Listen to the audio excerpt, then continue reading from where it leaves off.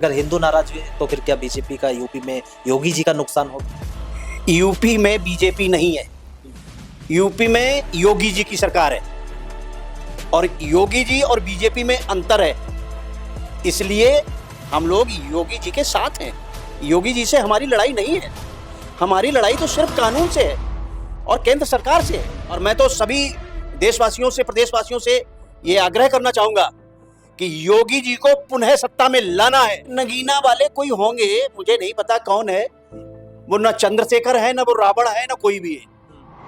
नाम उनका हिंदुओं पे है और हिंदुओं का विरोध करते हैं, तो उन्हें तो डीएनए टेस्ट करवाना चाहिए अपना। नाराजगी की वजह आप सभी जानते हैं यूजीसी कानून, और उसको लेकर देश भर में तमाम जो स्वर्ण समाज के लोग थे, जो हिंदू धर्मी जो लोग थे, वो नाराज है सरकार से। और स्वर्ण समाज ही नहीं, जिनके लिए कानून बनाने की सरकार बात कर रही, वो भी नाराज है, क्योंकि वो सब हिंदुत्व की बात करते थे और एक ऐसा कानून आया जो आपस में ही बंटवारा करने वाला कानून, और इसको लेकर आक्रोश आपने देखा होगा। सुप्रीम कोर्ट ने उस कानून पे स्टे लगा दिया और स्टे की तारीख भले ही मुकर्रर है, लेकिन सवाल वही कि कानून रद्द कब किया जाएगा। भले ही प्रदर्शन जो कर रहे थे लोग घरों में है, लेकिन घरों में बैठकर उनकी चिंता बरकरार है कि सरकार ये कानून रद्द कब करेगी। इसी पर बातचीत करने के लिए हमारे साथ में गिरीश मिश्रा जी हैं, वरिष्ठ समाज सेवी हैं। सर, क्या कहेंगे अगर कानून सरकार रद्द कर देगी तो जो एक विश्वास की डोर थी हिंदूवादी जो लोग हैं और सरकार के बीच में, मोदी जी के बीच में, क्या फिर से वो विश्वास लौटेगा?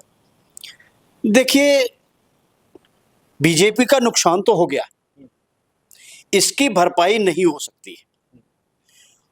इसको लेकर के बीजेपी को अपना रास्ता बदलना होगा, अपने विचार बदलने होंगे।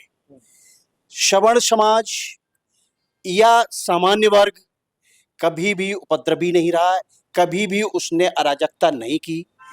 बावजूद उसके हर व्यक्ति के अंदर एक आक्रोश है और ये आक्रोश बीजेपी के लिए बहुत भारी पड़ेगा, निश्चित रूप से। और दूसरी बात, कोर्ट ने उसमें स्टे जरूर लगाया है, लेकिन अभी समस्या खत्म नहीं हुई है। समस्या का समाधान वही है कि इस काले कानून को तुरंत रद्द किया जाए, अन्यथा परिणाम और भी बुरे हो सकते हैं। इसलिए हम सरकार से भी मांग करते हैं कि यथास्थिति बनाए रखें, श्रवणों का मान सम्मान बनाए रखें और इस काले कानून को वापस लिया जाए। ये कानून क्योंकि पहले था, थोड़ा सा उसमें बदलाव किया गया और उसमें ओबीसी वर्ग भी मिलाया गया इस कानून में।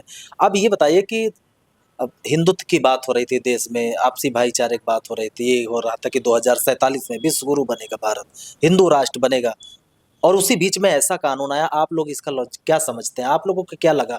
क्या जरूरत थी? क्या किसी ने मांगा था इसका? देखिए, इस कानून को कोई भी नहीं मांग कर रहा था, इसकी कोई भी आवश्यकता नहीं थी, बल्कि सवर्ण समाज के अलावा जो सामान्य वर्ग है, उसके अलावा जो एसटी, एससी, ओबीसी है, वो भी इस कानून का विरोध कर रहे हैं कि इसकी कोई आवश्यकता ही नहीं थी, इसको लाने का क्या लॉजिक है। और मुझे नहीं पता है कि ये सरकार ने कैसे इसको अप्रूवल दे दिया और कैसे ये लागू कर दिया। इसकी कोई आवश्यकता ही नहीं थी, और जब आवश्यकता नहीं है तो इसको तुरंत बंद कर देना चाहिए, रद्द कर देना चाहिए। ठीक है ना? इसलिए मुझे तो ये लगता है कि कहीं न कहीं सरकार की मंशा ये रही होगी, सरकार की सहमति अवश्य रही होगी, तभी ये कानून लागू हुआ है, अन्यथा नहीं हो सकता था। योगी जी का जो कद हिंदुत्व को लेकर और जो सनातन को लेकर जिस प्रकार से बढ़ रहा था, अब ऐसे कानून से आप लोग नाराज हैं, सड़कों पे लोग हैं, तो उनके प्रति क्या विश्वास कम हो रहा है? क्योंकि 27 में चुनाव है और आशंका ऐसी जताई जा रही है कि अगर स्वर्ण नाराज हुए, यानी अगर हिंदू नाराज हुए, क्योंकि जो जिनके लिए कानून है वो सब भी हिंदू ही है, अगर हिंदू नाराज हुए तो फिर क्या बीजेपी का यूपी में योगी जी का नुकसान होगा? यूपी में बीजेपी नहीं है, यूपी में योगी जी की सरकार है और योगी जी और बीजेपी में अंतर है।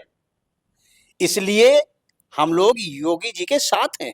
योगी जी से हमारी लड़ाई नहीं है, हमारी लड़ाई तो सिर्फ कानून से है और केंद्र सरकार से है। ये कानून लगाया है केंद्र सरकार ने और केंद्र सरकार ही इसको खत्म करेगी।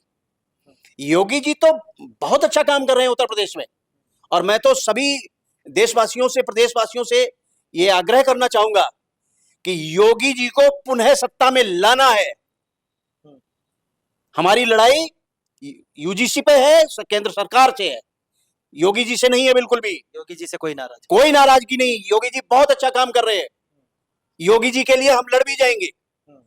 हमारी लड़ाई है सिर्फ और सिर्फ केंद्र सरकार से और हमारे जो सवर्णों के खिलाफ, जो सामान्य वर्ग के खिलाफ जो ये कानून लाया गया, काला कानून, इससे बच्चे आत्महत्या करेंगे। ये तो बिल्कुल वैसा ही है जैसा मंडल कमीशन था, विश्वनाथ प्रताप सिंह ने लगाया था, बिल्कुल उसी तरह से।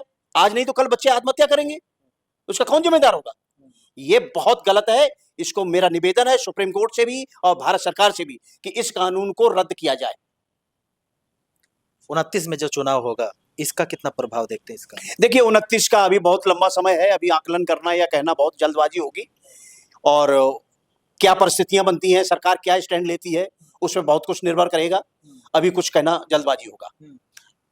जो पश्चिमी यूपी का जो हिस्सा है, क्योंकि स्वर्ण तो जब सुप्रीम कोर्ट का आदेश आया तो वो घर पे हैं, इंतजार कर रहे हैं कि सरकार इस पे क्या स्टेप लेती है। लेकिन जो नगीना से सांसद हैं वो कह रहे हैं, बार बार उनकी स्टेटमेंट आ रहे हैं, वो कह रहे हैं कि हम अगर सरकार ने कानून वापस ले लिया तो हम प्रोटेस्ट करेंगे।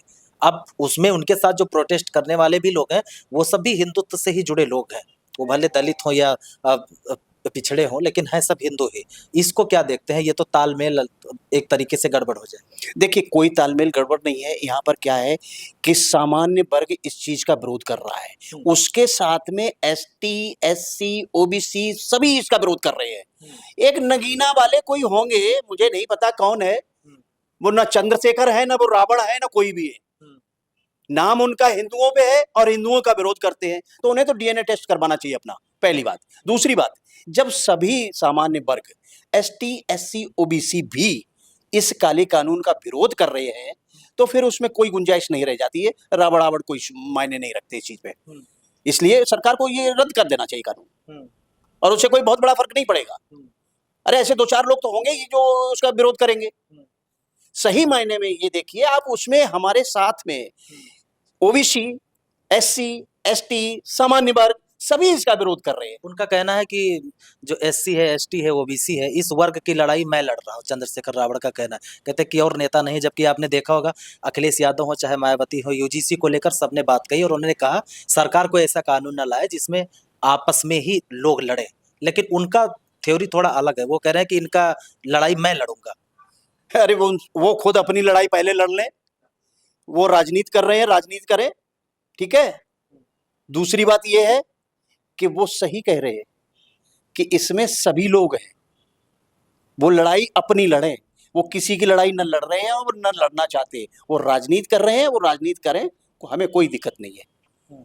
सही मायने में ये है कि सभी वर्ग इस काले कानून का विरोध कर रहे हैं और इस काले कानून को माननीय सुप्रीम कोर्ट से हमारी प्रार्थना है, रिक्वेस्ट है, मैं विनती करता हूं कि इस काले कानून को माननीय सुप्रीम कोर्ट निरस्त करे।